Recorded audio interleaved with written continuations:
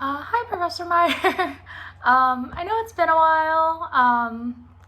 Yeah, this is week 6. I know we're like in week 10, but yeah, I've been going through a rough time. Life was not too kind last year around all of this, so it's been a little bit rough dealing with the anniversary of some things, and but yeah, I finally gained enough serotonin to finally start enjoying your lectures again. I actually did the notes on this right when it was happening, but I did fall behind on doing the video.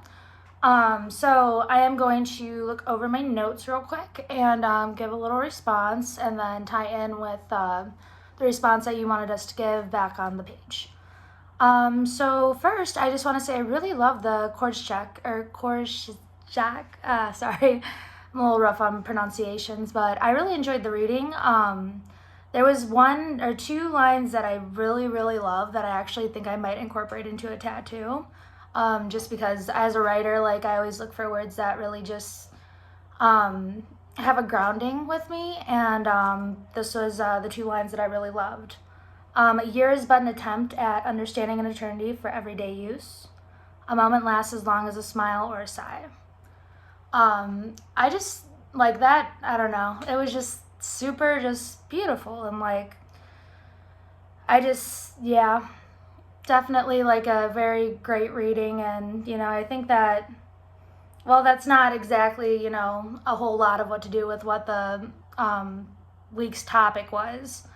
I just thought that there was a lot of beautiful wording throughout it, and like I other notes that say like the child possesses a soul, growth accompanied by feelings of disappointment. I thought that it really had an interesting perspective on teachers, and the whole thing was actually just really interesting, and it really did stuck with me. So I was really glad that I did have to get that reading, and I think I remember reading that it said that it really stuck with you too, and yeah, I can really see why. So thank you for sharing that. um, but yeah, going into my response to the lecture notes, I thought it was really interesting, like, when we were comparing children to adults. I mean, of course, like a couple things make sense, the underdeveloped or, undeveloped, physiologically, they're still forming until they're 25 with their body and mind, biologically, morally. Just the points of them being immature and experience, irrational. And then adults, are considered developed between the ages of 25 to 35 age-wise, mature, experience, fully rational. In my opinion, age doesn't really mean that you're rational or experienced. I know that's kind of like a thing, but as I noted, I said there's always outliers. My grandpa always used to tell me this thing, and he would always say, some people don't really age past the age of 5. And as I got older, because I think he told me that when I was very young, probably about like 7 or 8, I grew up with my grandparents part time while my mom was working because she was a single parent for a while. And yeah, my stepdad wasn't the best, but I was mostly with my grandparents, and they, helped me, get my love of reading, writing, taught me a lot about people. And I was very blessed to have the experience of learning from older people that have lived such a long life of like, understanding, and people that were so open to teach me these things. But as you said, some people don't age past the age of 5. So that's why I always said, there's always some outliers, because you could have, a 7-year-old that has a lot more rationality and maturity than, a 47-year-old, believe it or not. But yeah, and I really did like the point that was made about oppression, which, I never really thought about. So I think I wrote, sometimes the people we love, we simultaneously oppress. And I really liked how you brought up, like, in the Bible, it wasn't just about, the oppression wasn't just about hatred. It was, these men thought that, they were, by oppressing women, that they were, showing that their love, that they needed to be controlled, and that by giving them equal rights hurt them. So it wasn't completely like just like a hatred thing. It was more of a, I was following this, and this is what I was taught, and from my experiences, this is what I see was right, even though, like, someone who wasn't necessarily raised in that thing might not see it that way. But, you know, I mean, you can't really blame people for, you know, not being taught other things. You have to, like, understand that people are who they are, and you can't really expect them to be different. But you can try to educate them. You can try to inform them of things. But at the end of the day, you got to understand where people come from and what they've been taught and what they've been exposed to. And it's not necessarily, you know, something that you've been exposed to. And I feel like that is a big problem, where people just, you know, assume that people are some type of way and just, you know, spread more hate instead of trying to inform or, you know, teach them.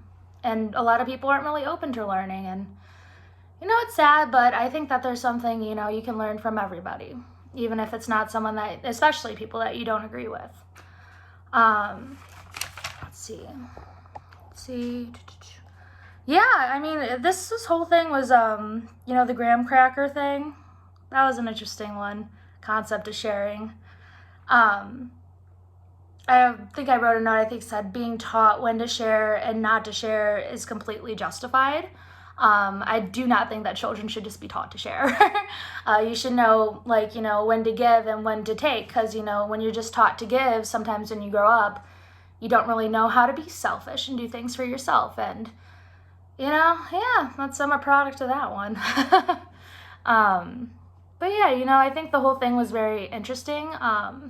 Just taking a quick look at the question that you posed for this week's thing. I believe it said, did you feel empowered as a kid or not? Did you feel that your ideas and feelings were respected by most adults most of the time in your life or not? How do these ideas relate to your spiritual, political, and ethical beliefs? Well, I guess that, you know, I don't really remember a whole lot from my childhood. I don't really remember a lot. But I know that I was raised around adults, and, you know, being an apartment kid, they really cycle themselves out a lot.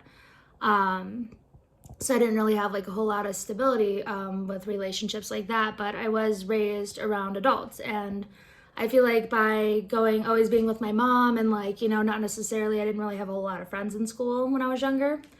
But, you know, by talking to my grandparents and having them bring me places like museums and such, I was very exposed to a lot of things that most children aren't. I was always spoken to like an adult. I watched soap operas with my mom when I was younger. I didn't really watch SpongeBob or cartoons. I was more into, you know, live action movies, like, instead of animation. And, you know, I think that I was really respected by that because, you know, it was just one of those precarious, you know, growing up situations. But, you know, I think that the fact that I wasn't exactly treated like a child, I mean, I wasn't, like, treated bad, but I was treated with respect. I feel like that made a big difference in the type of person I am today, and, you know, the fact that I can hold conversations with people that are older than me. I've noticed that not a lot of kids my age can.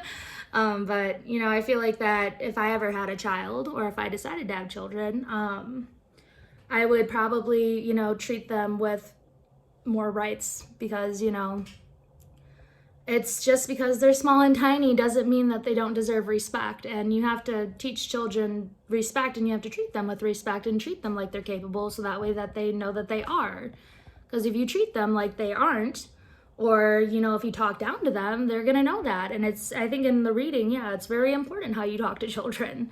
You can't just, you know, treat them as these tiny humans that don't understand anything, because then they're not going to really believe that they're not going to really understand that they're capable of things. But yeah, I guess, my feelings and my ideas were very respected. As I said, we were growing up, but very interesting concepts. And, yeah, I'm going to end this here. Sorry, close up of my thumb right there. But I'm going to go ahead and end this here. And, yeah, I'm going to shoot you the next video in just a bit.